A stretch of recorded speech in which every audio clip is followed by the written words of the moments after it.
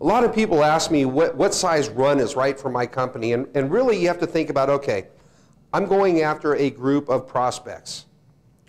Now these are people just like yourself. You are a consumer of everything but what you sell. So you're going to get a mailing. What's going to make you respond? Now keep in mind, a 1% response is 1 out of 100 people. 0.5% is 1 out of 200. So you start to think about, okay, if I'm going to mail 1,000 pieces, you know, I might get 2 or 3 responses the first time out. And a lot of people will say, well, I'm only going to test it with 250 pieces. The problem is, it's not a statistically viable amount of postcards. You really need to mail at least 1,000 pieces.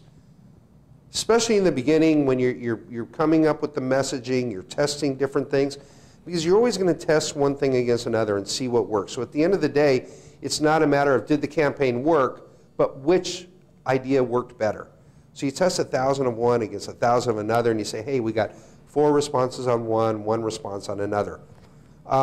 We have people that mail less, they're successful, but these are people that have established campaigns that are mailing out, you know, on a regular basis to smaller groups, as well as retention. If you have 250 customers, there's nothing wrong with sending them pieces. But if you're doing acquisition, the minimum for a small business would really be 1,000 either businesses or customers.